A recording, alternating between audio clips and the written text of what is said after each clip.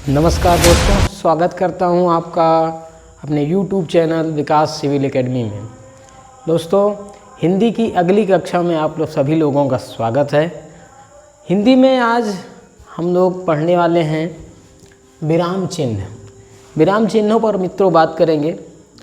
विराम चिन्हों के विषय में बात करने से पहले दोस्तों सूचना ये मिल रही है कि उत्तर प्रदेश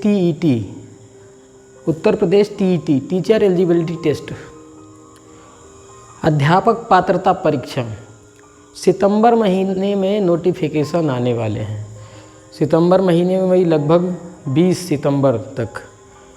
दोस्तों, चाहे टेट की परीक्षा हो चाहे पेट की परीक्षा हो, उत्तर प्रदेश में आयोजित होने वाली कोई भी परीक्षा जो उत्तर प्रदेश गुप्त सर्विस के लिए हो सभी के लिए हिंदी एक बहुत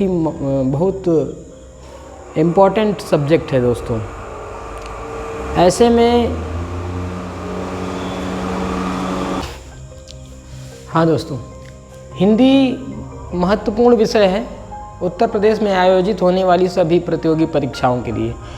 इसलिए दोस्तों हमें हिंदी पर अच्छा ध्यान देना होगा और हिंदी से संबंधित जितने भी टॉपिक हैं जो परीक्षाओं में पूछे जाते हैं उन पर हमें ध्यान लगाना होगा और उन पर अपनी अच्छी कमांड बनानी होगी। दोस्तों, हिंदी कहने के लिए एक सरल विषय है, वास्तव में हाँ एक सरल विषय है, लेकिन यही सरल विषय कभी कभी हमारा खेल बिगाड़ देता है दोस्तों। इसलिए सरल समझ के हमें इसे छोड़ना नहीं, बल्कि इस पर इतनी मेहनत करनी है कि हिंदी को अपना शस्त्र बनाना है, अपना अस्त्र और शस्त्र बनाना है। दोस्तों, मैं अपने चैनल विकास सिविल एकेडमी पर आप सभी लोगों के लिए हिंदी शुरू से लेकर अंत तक पूरी कवर करवाऊंगा। दोस्तों,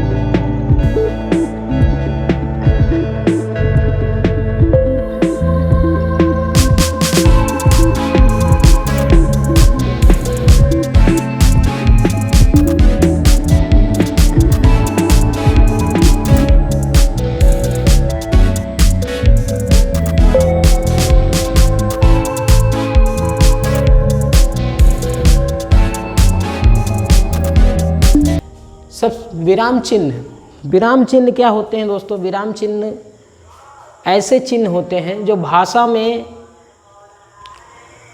ठहराव, कहने का मतलब ये है कि ठहराव को प्रकट करते हैं। जिस प्रकार हम कोई काम करते हैं, किसी काम को करते करते हम काम रोक देते हैं, फिर उसके बाद कुछ देर बाद पुनः उसी काम को करते हैं, अर्थात लगातार सतत रूप से न करके हम काम रोक देते हैं थोड़ी अवधि के लिए, फिर हम अपना काम आगे बढ़ाते हैं, फिर हमें ज़रूरत पड़ती है तो फिर हम काम को रोक देते हैं। तो अपनी सुविधा अनुसार और एक नियम से हम अपना काम जिस प्रकार रोक देते हैं, उसी प्रकार भाषा में क्या होता है कि ठहराव की जहाँ ज़रूरत होती है, जिससे अपने लय अपने भावों को हम मिला सके भाषा के साथ, तो जहाँ ठहराव की ज़रूरत होती है वहाँ विराम चिन्हों का प्रयोग किया जाता है। मित्रों, विराम चिन्ह की अगर हम बात करें तो श्री कामता प्रसाद गुरु जी ने विराम चिन्हों की संख्या 20 बताई है। अक्सर ये प्रश्न पूछ लिया जाता है कि विराम चिन्हों की संख्या कितनी है, या फिर ऐसे प्रश्न पूछ लिया जाता है कि कामता प्रसाद गुरुजी के अनुसार विराम चिन्हों की संख्या कितनी है। तो गुरुजी के अनुसार विराम चिन्हों की संख्या 20 है, क्योंकि श्री कामता प्रसाद गुरुजी ने विराम चिन्हों की संख्या 20 बताई है। श्री कामता प्रसाद गुरुजी का कहना है कि जितने भी विराम चिन्ह हैं सभी अंग्रेजी भाषा से लिए गए हैं। केवल पूर्ण विराम को छोड़ के सभी विराम चिन्ह अंग्रेजी भाषा से लिए गए हैं। अब हम बात करेंगे अल्प विराम पर। देखिए ये एक चिन्ह है अल्प विराम। अल्प मतलब होता है थोड़ा, और विराम मतलब होता है रुकना, यानी बहुत थोड़ी देर के लिए जब हम भाषा में बहुत ही थोड़ी देर के लिए रुकते हैं तो वहाँ क्या होता है, हमें अल्प विराम का प्रयोग करना होता है। भाषा में क्या करते हैं हम, थोड़ी देर के लिए जब ठहराव आता है तो अल्प विराम का प्रयोग करते हैं। जैसे अगर हम कहें कि मोहन, उदाहरण के लिए मोहन, राधा और श्याम खेल रहे हैं,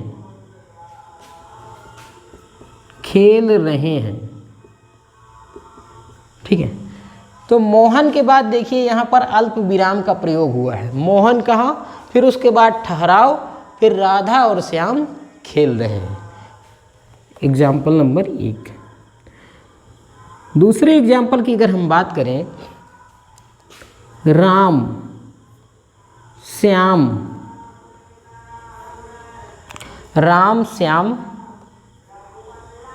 विवेक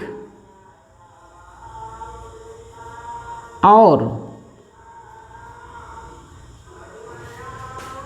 राजकुमार नाच रहे हैं।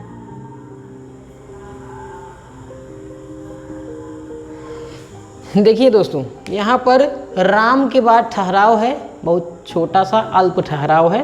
राम, फिर उसके बाद लगा है हमारा अल्प विराम, फिर श्याम, फिर अल्प विराम, फिर विवेक और राजकुमार। देखिए विवेक और राजकुमार, जब दो नाम या दो संज्ञाओं के मध्य में और शब्द का प्रयोग हो गया तो हम इस अल्प विराम का प्रयोग नहीं करते हैं, ठीक है। तो दूसरे एग्जाम्पल में राम, फिर ठहराव, श्याम, फिर ठहराव, विवेक और राजकुमार नाच रहे हैं। तो जहाँ भी बहुत थोड़ी मात्रा में ठहराव हो वहाँ हम क्या काम करते हैं, इस अल्प विराम का प्रयोग करते हैं। अल्प विराम मतलब बहुत कम मात्रा में थोड़ी देर के लिए जब ठहराव होता है तो अल्प विराम इस चिन्ह का प्रयोग किया जाता है।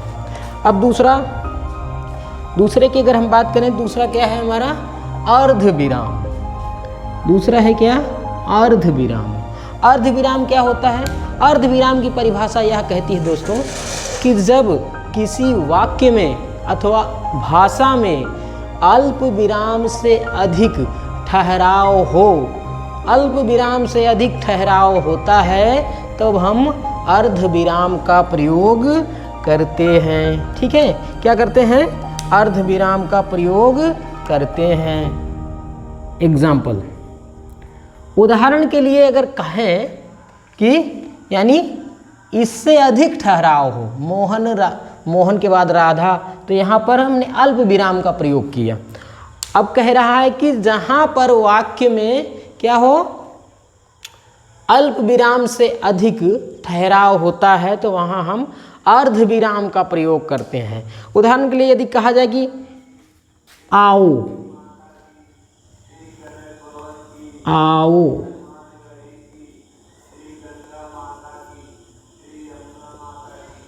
चल नहीं रहे हैं, आओ, इसके बाद अल्प विराम से अधिक ठहराव, फिर बैठो, फिर खेलो, ठीक है। यहाँ देखिए हर जगह अल्प विराम से अधिक ठहराव है, ठीक है। पर बदमाशी मत करो, बदमाशी मत करो।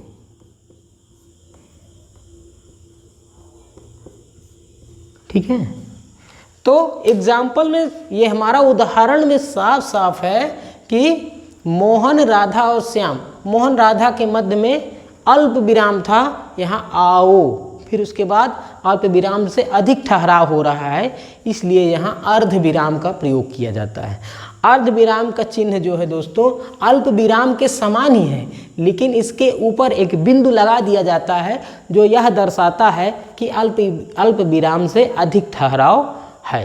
यानी आओ फिर ठहराव, बैठो फिर ठहराव, खेलो फिर ठहराव, पर बदमाशी मत करो। तो जहाँ पर जिस वाक्य में अल्प विराम से अधिक ठहराव होता है वहाँ पर अर्ध विराम का प्रयोग किया जाता है। दूसरा एग्जाम्पल देखते हैं, खाओ,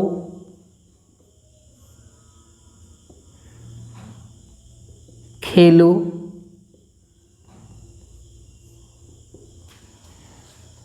खाओ, खेलो, कूदो,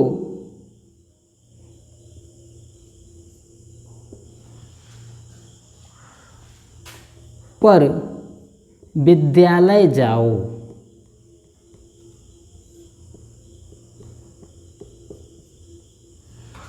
खाओ, खेलो, कूदो, पर विद्यालय जाओ।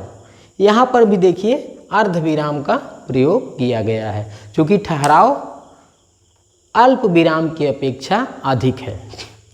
तो हमारा अल्प विराम हो गया, अर्ध विराम हो गया। अब हम पूर्ण विराम की ओर चलते हैं दोस्तों। पूर्ण विराम, पूर्ण विराम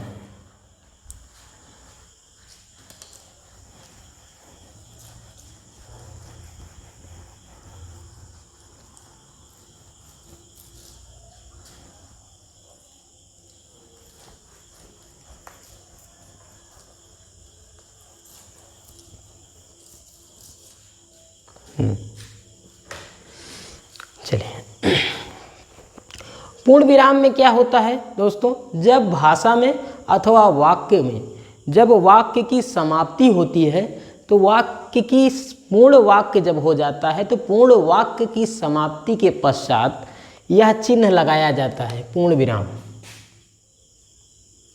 ठीक है, यह एक खड़ी मात्रा होती है, इसको पूर्ण विराम हम कहते हैं। एक सीधी खड़ी लाइन के समान होता है, इसे हम कहते हैं पूर्ण विराम। इसका प्रयोग होता है जब वाक्य पूर्ण हो गया हो तब प्रयोग होता है। कहानी उपन्यास में इसका प्रयोग होता है, और जब छंद लिखा जाता है दोस्तों तब छंदों में भी इस पूर्ण विराम का प्रयोग किया जाता है। पूर्ण विराम यह दर्शाता है कि जो वाक्य है वो पूर्ण हो गया है, अब दूसरा वाक्य चालू होगा। तो पूर्ण विराम का हम देखते हैं एग्जाम्पल।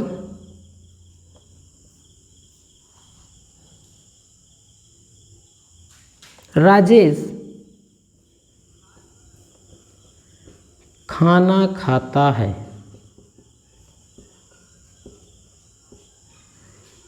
यहाँ पर वाक्य समाप्त हो गया। समाप्ति के उपरांत इस पूर्ण विराम का चिन्ह लगा दिया जाता है। ठीक इसी प्रकार अगर हम कहें कि वह डाकू, अर्थात उपन्यास कोई मान लीजिए लिखा जा रहा है, किसी डाकू पर आधारित उपन्यास है, अगर कहा जाए वह डाकू, ठीक है, पूर्ण विराम कर दिए, कोई बात नहीं, हम वह डाकू कह के पूर्ण विराम कर दिए, ये वह डाकू, उसके बाद पूर्ण विराम। कितना भयावह है, कितना भयावह है, वह डाकू कितना भयावह है। तो यहाँ पर भी पूर्ण विराम हमने लगा दिया, अर्थात इतना केवल ये वाक्य, वह डाकू कितना भयावह है, अलग वाक्य। अब उसके बाद छंद में भी प्रयोग किया जाता है। छंद में इसका प्रयोग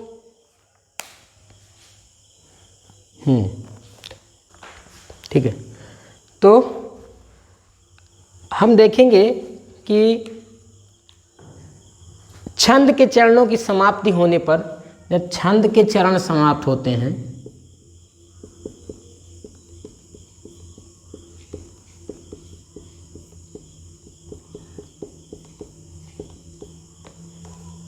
तो पूर्ण विराम का प्रयोग। ठीक है, तो पूर्ण विराम, जैसे कहा जाए कि रहेउ एक दिन अवधि अधारा, रहेहु एक दिन अवधि अधारा, रहेउ एक दिन अवधि अधारा, समझतु समझतु मन भयो, मन समझतु मन दुख भयउ अपारा।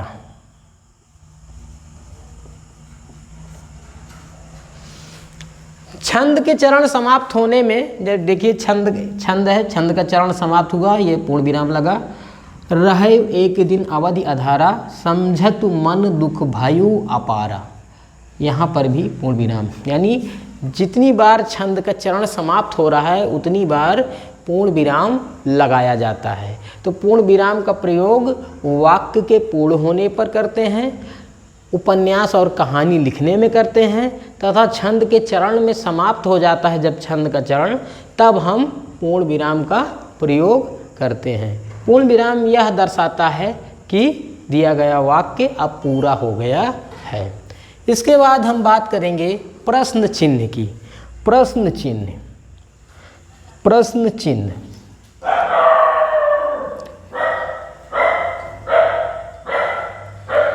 प्रश्न चिन्ह से हमारा तात्पर्य है, प्रश्न चिन्ह में क्या होता है, जब भी कोई वाक्य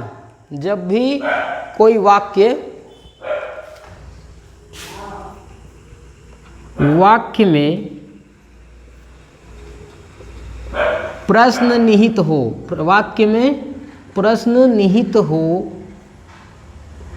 तो वाक्य के अंत में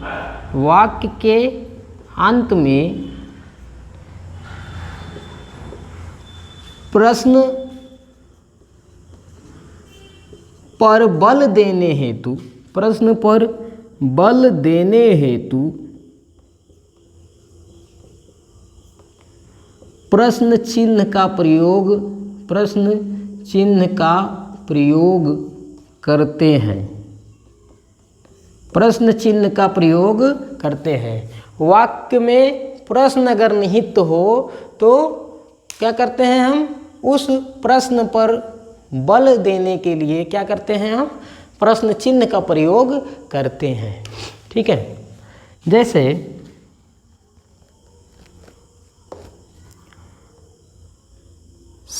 सीता गाना क्यों गाती है। ठीक है, सीता गाना क्यों गाती है, यह एक वाक्य है।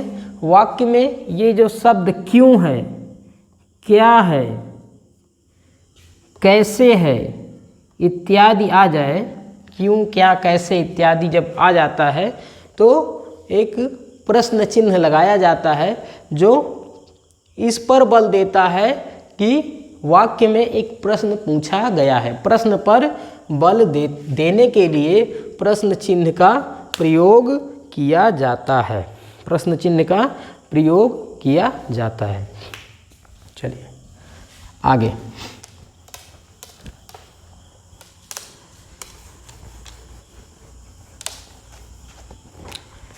प्रश्न चिन्ह के बाद आश्चर्य विस्मयादि चिन्ह। आश्चर्य विस्मयादि चिन्ह। ठीक है, तो जब भी हमें क्रोध आता है, घृणा आती है, प्रसन्नता होती है, क्रोध, घृणा, प्रसन्नता ये सारे जब मनोभाव हमारे अंदर जब आते हैं तब क्या होता है, आश्चर्य या विस्मय की उत्पत्ति होती है।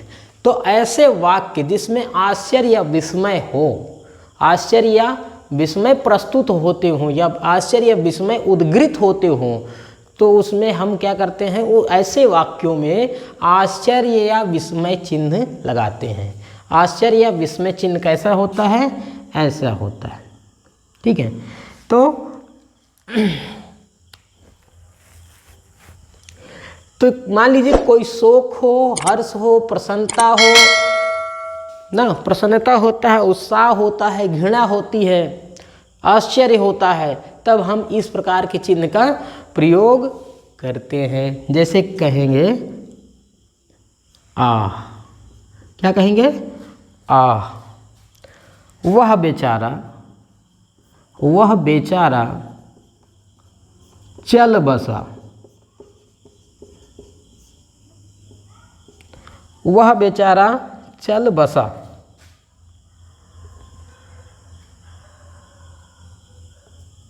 यहाँ देखिए शोक है, ठीक है। हमने कहा कि हर्ष, शोक, प्रसन्नता, उत्साह, हर्ष, शोक, प्रसन्नता, उत्साह,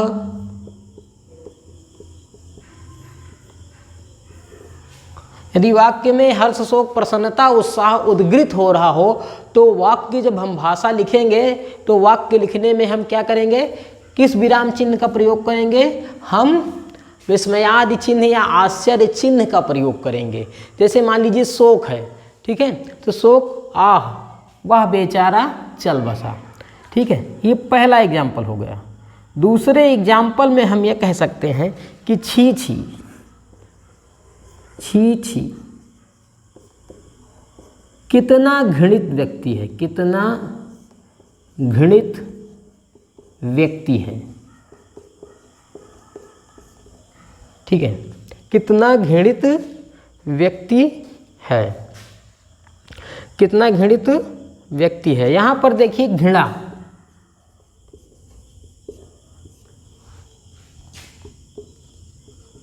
घृणा की भावना जब होती है तब भी आश्चर्य या विस्मयादि चिन्ह का प्रयोग किया जाता है। ठीक है,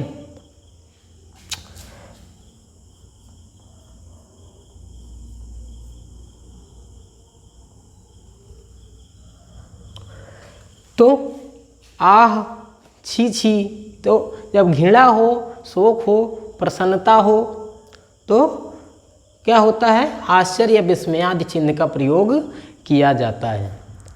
अब आश्चर्य विस्मयादि चिन्ह के बाद हम निर्देशक, संयोजक चिन्ह या सामासिक चिन्ह, ठीक है, निर्देशक, संयोजक या सामासिक चिन्ह पर बात करेंगे। निर्देशक, संयोजक, उसी को हम कहते हैं निर्देशक चिन्ह, सामासिक चिन्ह, संयोजक चिन्ह। एक डैश की भांति होता है और ऐसे शब्दों में लगता है, ऐसे शब्दों में यह लगता है जब शब्द एक दूसरे के विपरीत होते हैं। शब्द क्या होते हैं, एक दूसरे के विपरीत होते हैं। तो देखिए, संयोजक चिन्ह, सामासिक चिन्ह या निर्देशक चिन्ह। तो जैसे हम कहें कि रोना गाना,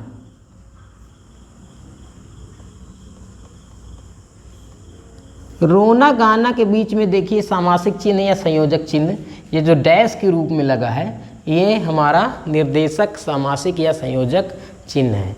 आना जाना सामान्यतः विपरीतार्थक शब्द होते हैं। आना जाना, खाना पीना,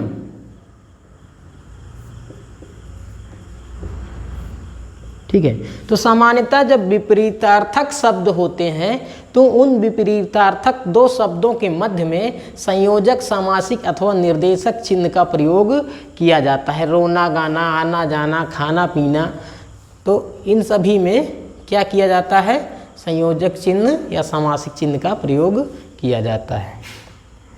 अब उसके बाद कोष्ठक, कोष्ठक की बात करेंगे हम।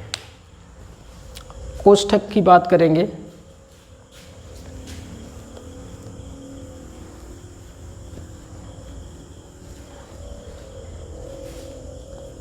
ठीक है।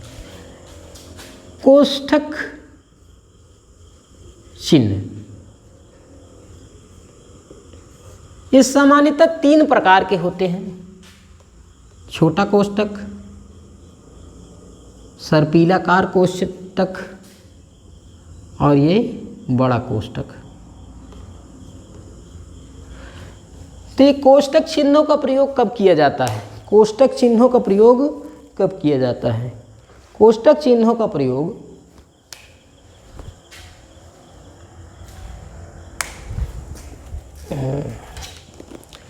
कोष्ठक चिन्हों का प्रयोग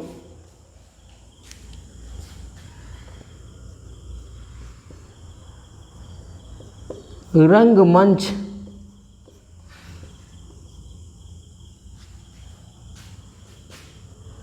पर आधारित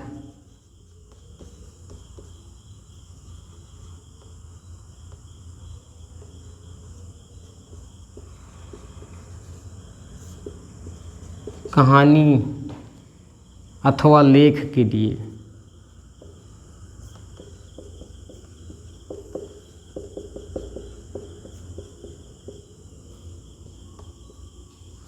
ठीक है।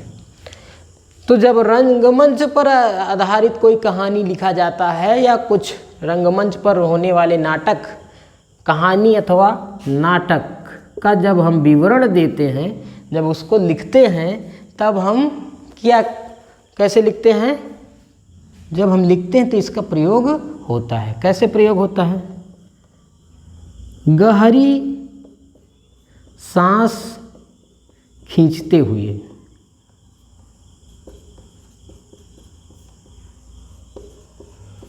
गहरी सांस खींचते हुए। अब देखिए, ये जो है इस छोटे कोष्ठक के अंदर ये बात लिख दी गई, रंगमंच की बात है कि गहरी सांस खींचते हुए रमेश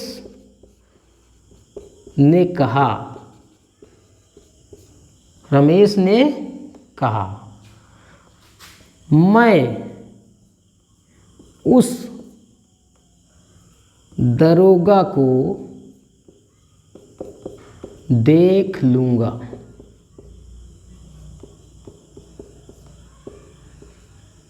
मैं उस दरोगा को देख लूँगा। ठीक है, गहरी सांस खींचते हुए।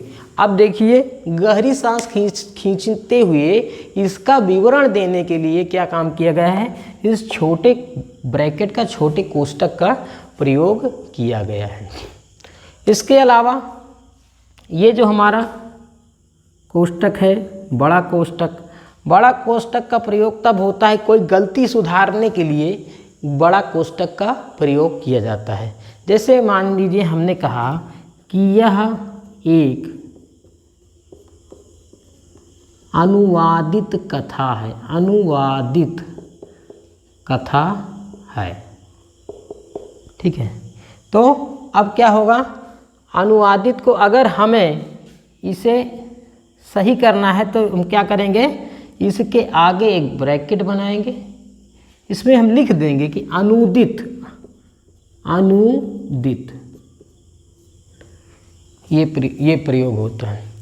सर्पिलाकार कोष्ठक का प्रयोग जो होता है अक्सर गणित में किया जाता है। सर्पिलाकार कोष्ठक का प्रयोग गणित में किया जाता है, गणित में इसका प्रयोग होता है। तो ये क्या होता है? गणितीय प्रयोग के लिए,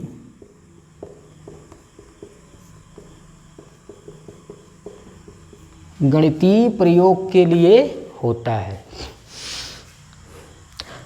क्रमांक घेरने में, अर्थ स्पष्ट करने में, देखिए क्रमांक घेरने में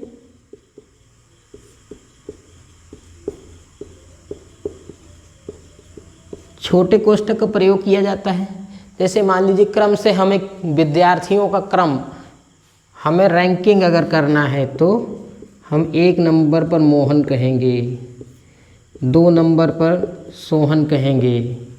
ऐसे जब हमें क्रमांक लगाना होता है तो क्रमांक में भी हमें कोष्ठक का प्रयोग करते हैं, छोटा कोष्ठक का प्रयोग करते हैं। ठीक है। और अर्थ स्पष्ट करने में भी, अर्थ स्पष्ट करने में या रंग संकेतों में, रंग संकेतों में, रंग संकेतों में, जब रंग संकेत किया जाता है, रंग संकेतों में भी कोष्ठक का प्रयोग करते हैं।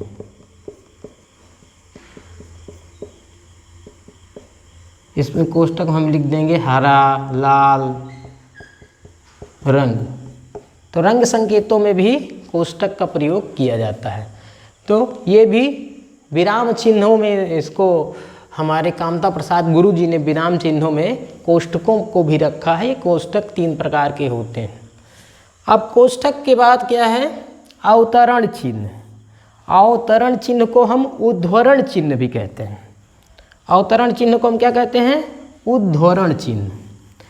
उद्धरण चिन्ह या अवतरण चिन्ह का प्रयोग होता है जब किसी किताब, किसी पुस्तक की लिखी गई बात को हूबहू हमें उतारना होता है, या फिर किसी महान व्यक्ति द्वारा कही गई बात को हूबहू हमें लिखना होता है। तो क्या करते हैं हम? किसी महान व्यक्ति के कथन को जब हूबहू हम लिखते हैं तब वहाँ हम अवतरण या उद्धरण चिन्ह का प्रयोग करते हैं। ठीक है, अवतरण या उद्धरण चिन्ह का हम प्रयोग करते हैं। ठीक है, तो अवतरण उद्धरण चिन्ह का प्रयोग हम करते हैं। जैसे हम कहेंगे कि कबीर वाणी के डिटेक्टर थे।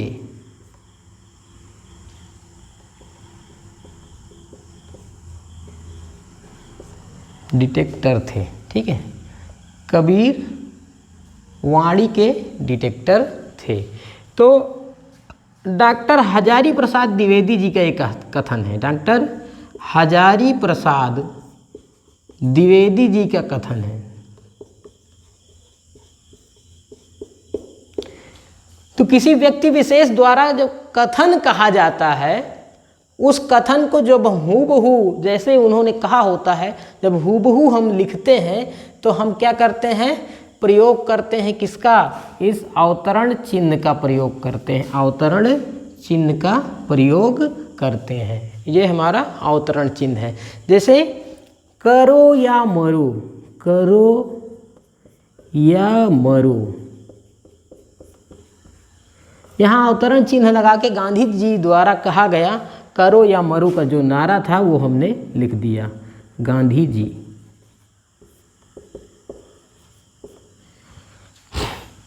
जैसे नेताजी सुभाष चंद्र बोस द्वारा कहा गया, तुम मुझे खून दो मैं तुम्हें आज़ादी दूंगा। तुम मुझे खून दो मैं तुम्हें आज़ादी दूंगा।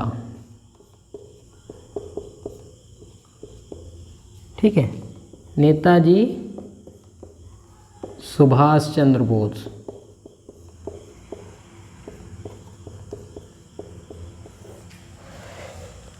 तो उद्धरण चिन्ह का यही प्रयोग होता है कि किसी महान व्यक्ति द्वारा, विशेष व्यक्ति द्वारा अथवा किसी पुस्तक की, किसी ग्रंथ की लिखी गई बात को हूबहू जब हमें लेख में लिखना होता है या कहीं पर उतारना होता है तो हम उद्धरण चिन्ह का प्रयोग करते हैं।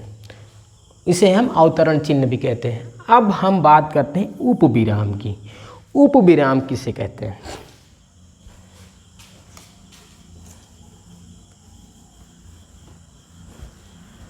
बात करते हैं उपविराम की।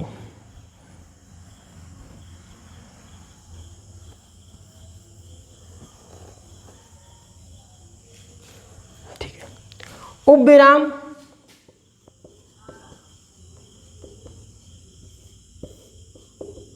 उपविराम का जो चिन्ह होता है कुछ इस प्रकार होता है। उपविराम में क्या होता है कि अल्प विराम से अधिक ठहराव जब होता है, अल्प विराम से अधिक जब ठहराव होता है, अधिक ठहराव होता है तो उपविराम का प्रयोग करते हैं, उपविराम का प्रयोग करते हैं।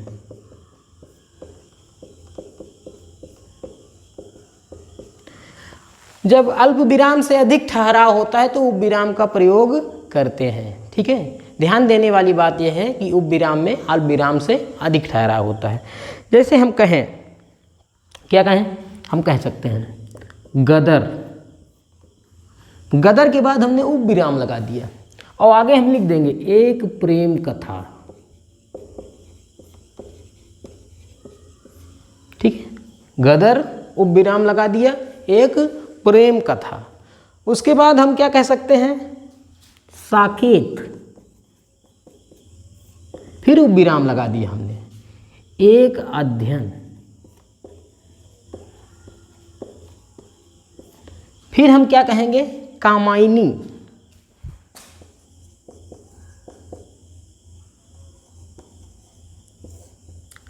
एक अनुशीलन,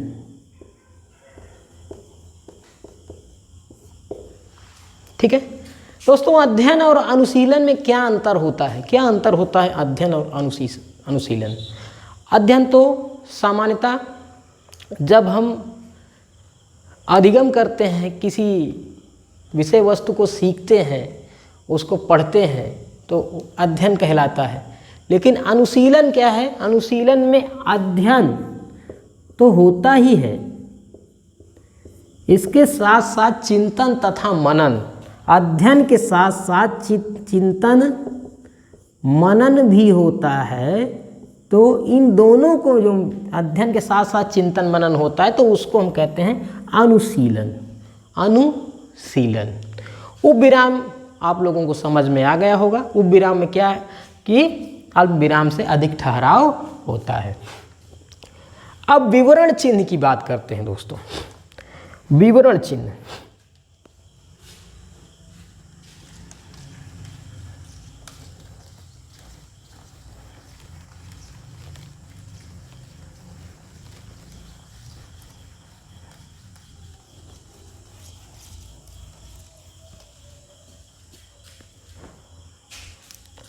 विवरण चिन्ह,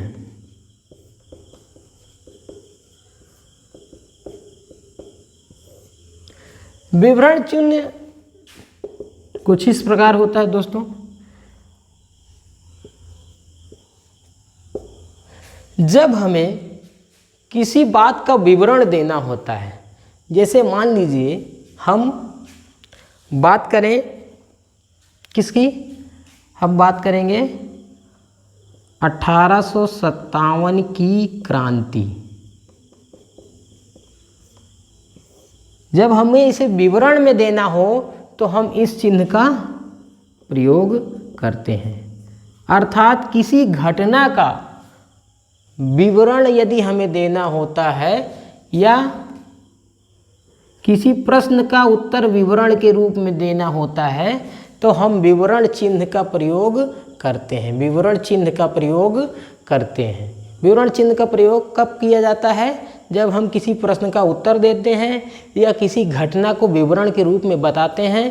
जब भी हम कोई विवरण देते हैं तब विवरण चिन्ह का प्रयोग किया जाता है। विवरण चिन्ह कुछ इस प्रकार होता है।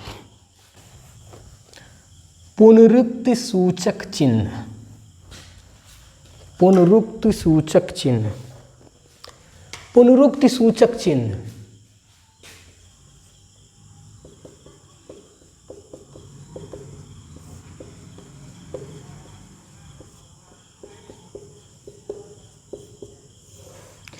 यदि किसी वाक्य में किसी शब्द को बार बार लिखना पड़ता है, किसी वाक्य में किसी शब्द को बार बार दोहराना पड़ता है, तो उस दोहराव से बचने के लिए हम पुनरुक्ति सूचक चिन्ह का प्रयोग करते हैं। जैसे अगर कहा जाए 5 किलो चीनी, ठीक है, 5 किलो आम, ठीक है। तो पुनः 5 किलो हम दोहराने से बचने के लिए क्या काम करते हैं, इस पुनरुक्त सूचक चिन्ह का प्रयोग करते हैं। 5 किलो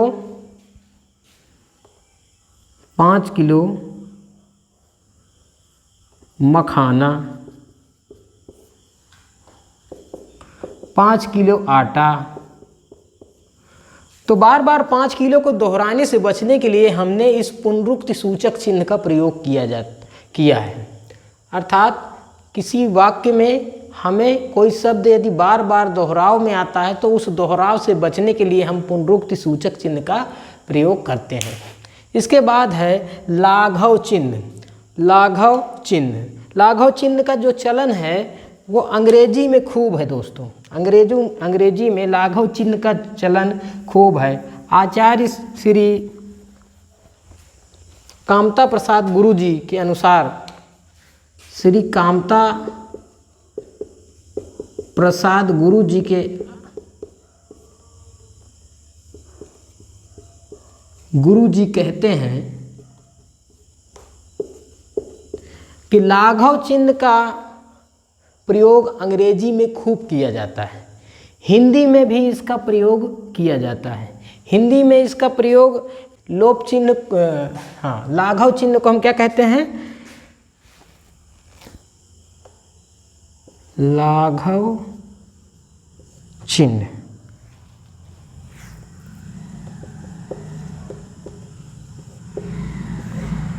लाघव चिन्ह को हम क्या करते हैं, पूरा कोई शब्द नहीं जब लिखना होता है, हमारे पास पूरा शब्द नहीं लिखना होता है, तो हम जैसे हमको लिखना होता है प्रधान डाक घर, तो हम इसको पूरा ना लिख के हम अगर लिखें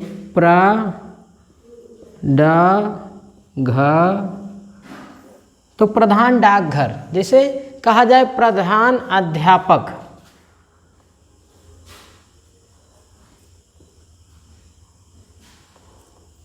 प्रधान अध्यापक के लिए प्रा और आ बना देंगे, प्रधान अध्यापक, ठीक है। जैसे अंग्रेजी में इसका खूब प्रयोग होता है। जैसे हमें डॉक्टर लिखना होता है तो डॉक्टर के लिए हम पूरा डॉक्टर ना लिख के हम ऐसे कर देते हैं डॉक्टर। जैसे मान लीजिए हमको इंजीनियर लिखना होता है तो पूरा इंजीनियर नहीं, हम इतना लिख के ये हो गया इंजीनियर। यानी हम लाघव चिन्ह का प्रयोग कर देते हैं। तो लाघव चिन्ह किसका प्रयोग किया जाता है, जब हम पूरी बात को लघु रूप में जब कहें, लघु रूप में जब हमें कहना होता है, लिखना होता है, तब हम लाघव चिन्ह का प्रयोग करते हैं। लाघव चिन्ह का प्रयोग क्या होता है, किसी भी शब्द को लघु रूप में लिखने के लिए प्रयोग किया जाता है, लाघव चिन्ह। अब उसके बाद बात करते हैं लोप चिन्हों की। लोप चिन्ह, लोप चिन्ह को हम पूरक चिन्ह भी कहते हैं। पूरक चिन्ह, लोप चिन्ह, लोप चिन्ह जो है कुछ इस प्रकार होता है, इसे हम पूरक चिन्ह भी कहते हैं। पूरक चिन्ह इसको इसलिए कहा जाता है क्योंकि जैसे मान लीजिए कोई बात हमें कहना होता है, उस बात को हम पूरी न बोल करके हम इस चिन्ह का प्रयोग कर देते हैं। जैसे अगर हम कहें कि लेखक ने, उदाहरण के लिए लेखक ने हिंदी, अंग्रेजी, उर्दू ना, फिर लोप चिन्ह का ऐसे प्रयोग कर देते हैं। हिंदी, अंग्रेजी, उर्दू कई विषयों पर पुस्तक लिखी है।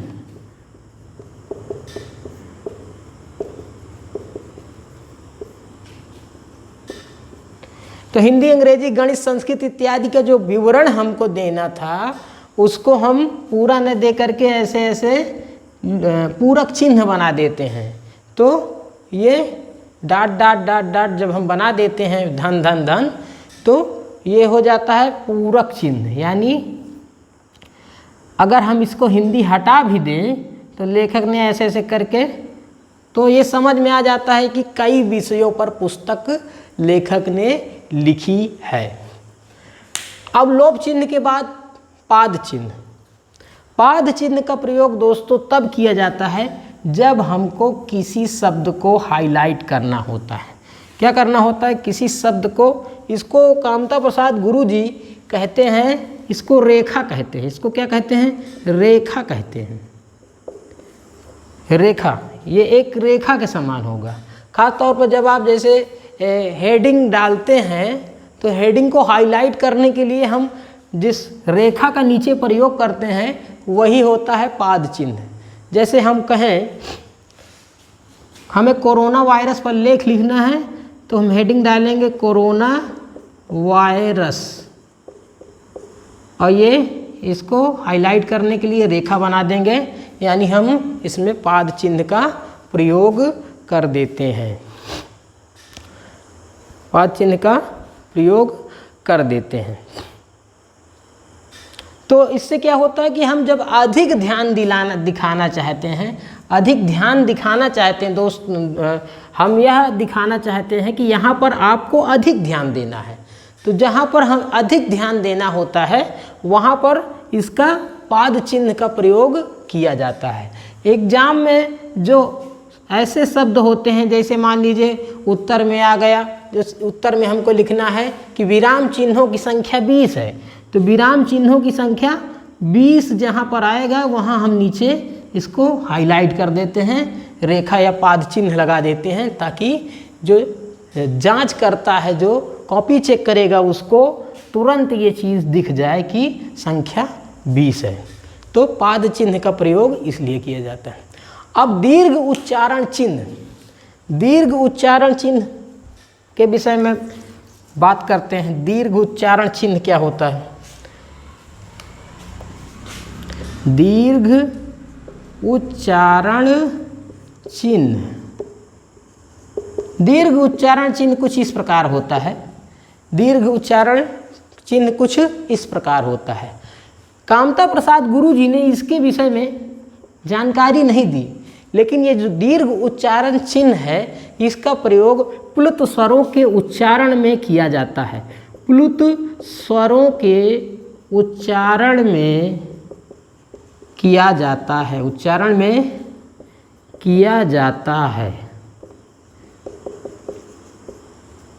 जैसे हम कहें हे प्रभु,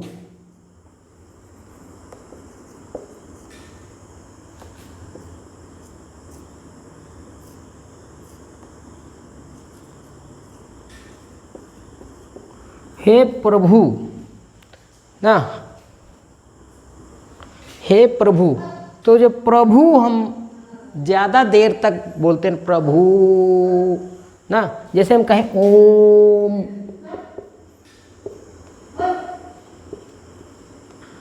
तो जब हम ओम कहते हैं तो वहाँ पर प्लुत स्वर का प्रयोग होता है, ओम। तो प्लुत स्वर दीर्घ उच्चारण चिन्ह यही है कि जब किसी ध्वनि को अधिक देर तक उच्चारित किया जाए, अधिक देर तक, जैसे हम कहें राम राम राम, तो ये क्या है? ये प्लुत स्वर बताता है कि इसको बहुत दूर तक खींचा गया है, राम कहा गया है। ठीक है, तो दीर्घ उच्चारण चिन्ह यही है, ये है दीर्घ उच्चारण चिन्ह। तो दीर्घ उच्चारण चिन्ह का जब हमको बहुत ज़्यादा खींचना होता है किसी स्वर को, प्लुत स्वर कैसे स्वर होते हैं? ऐसे स्वर जिनका उच्चारण करने में अधिक समय लगता है, उच्चारण करने में अधिक समय लगता है, तो उनको हम क्या कहते हैं? प्लुत स्वर कहते हैं। हास्य स्वरों की अपेक्षा लगभग 3 गुना समय लगता है प्लुत स्वरों का उच्चारण करने में। इसके बाद पाद बिंदु।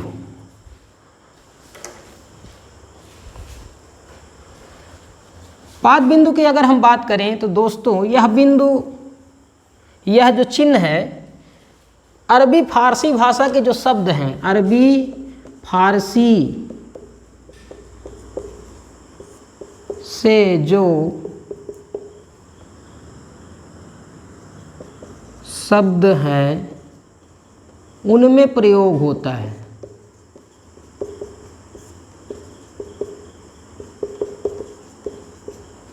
प्रायः वर्णों के नीचे लगा दिया जाता है। वर्णों के नीचे कैसे, जैसे हम कहें गजल, गजल, तो ये ज के नीचे जो लगाया गया है ये आगत व्यंजनों को दर्शाता है। आगत व्यंजनों को दर्शाता है। जितने आगत व्यंजन हैं, जो विदेशों से विदेशी व्यंजन आए हैं, उनमें इसका प्रयोग किया जाता है, जिसको हम कहते हैं पाद बिंदु। ये ऐसे दिखाया जाता है पहले का चिन्ह। आज हम इसका प्रयोग इस प्रकार करते हैं। तो गज़ल हो गया, ठीक है। और जैसे हम कहें खौफ, खौफ, फा, ठीक है, गज़ल हो गया, खौफ हो गया। खौफ के बाद जैसे हम कहें जमीन, तो इसमें भी देखिए नीचे लगा गज़ल, खौफ, जमीन, ठीक है। अब इसके बाद आता है हंसपाद।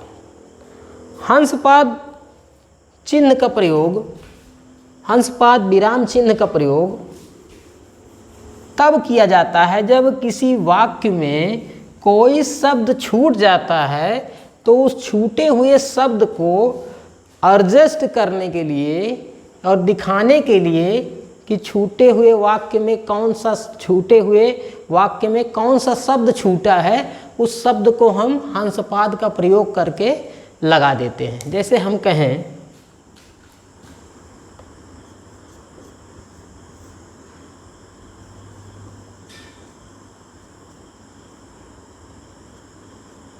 मोहन नंबर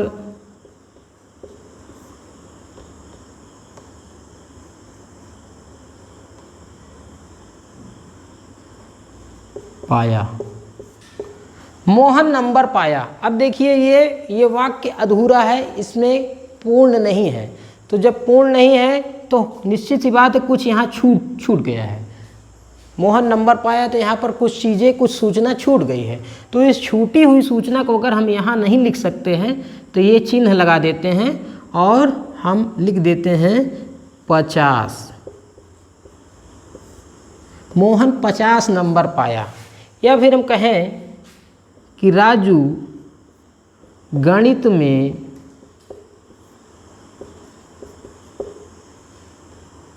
नंबर पाया, यहाँ हम कर देंगे 40। 40 अगर हम यहाँ नहीं लिख पाए हैं और पूरा हमने वाक्य कंप्लीट कर दिया है तो इसका हम हंसपाद का प्रयोग करेंगे और क्या करेंगे, ऊपर 40 लिख देंगे। तो यह समझ लेगा, समझने वाला व्यक्ति जो समझ जाएगा यहाँ त्रुटि हुई है और यहाँ पर हंसपाद का प्रयोग है। तो कुछ ऐसे पढ़ा जाएगा, राजू गणित में 40 नंबर पाया है। हंसपाद का प्रयोग ये है। फिर उसके बाद है टीका सूचक। टीका सूचक, टीका सूचक, टीका सूचक में क्या है, पृष्ठ के नीचे कोई सूचना यदि देना होता है, जैसे मान लीजिए कोई प्रशासनिक लेख हो ना, या कोई आधिकारिक कार्य जब किया जाता है, अधिकारी वर्ग जब कोई लेख लिखता है किसी सरकारी कागज़ पर, तब क्या होता है कि नीचे यदि कोई सूचना देना होता है, पृष्ठ के नीचे कोई सूचना देना होता है, तो टीका सूचक का प्रयोग किया जाता है। टीका सूचक में क्या है, इसमें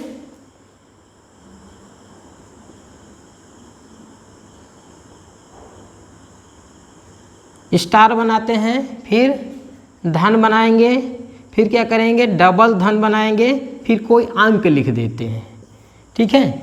और फिर क्या काम करते हैं, यह दर्शाता है कि नीचे कोई सूचना है, कोई सूचना है। सूचना क्या होती है? जैसे मान लीजिए जब कोई एग्जामिनर पेपर सेट करता है तो नीचे सूचना देना होता है, तो इस तरह का चिन्ह पेपर में बना हुआ होता है, तो हम यह समझ जाते हैं कि नीचे कुछ सूचना है। तो नीचे लिखा रहता है पी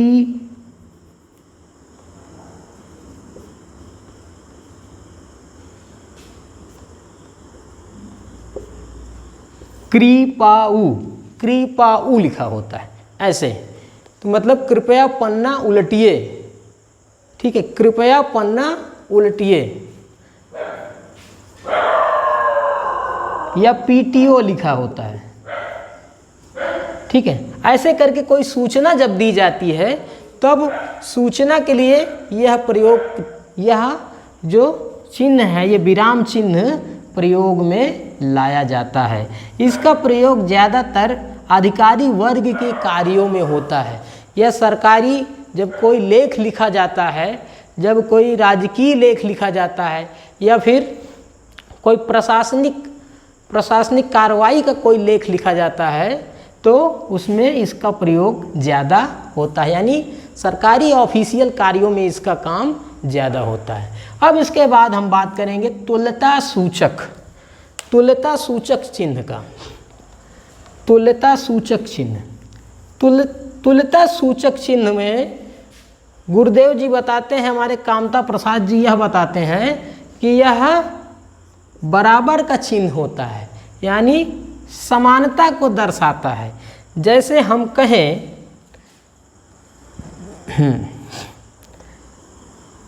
जैसे हम क्या कहें, जैसे हम क्या कहेंगे, 14, ये गणित में ज़्यादा प्रयोग किया जाता है। 14 धन 6 बराबर 20। 14 धन 6 बराबर 20। ठीक है, जैसे हम कहें कान, तो कान को तुल्यता इस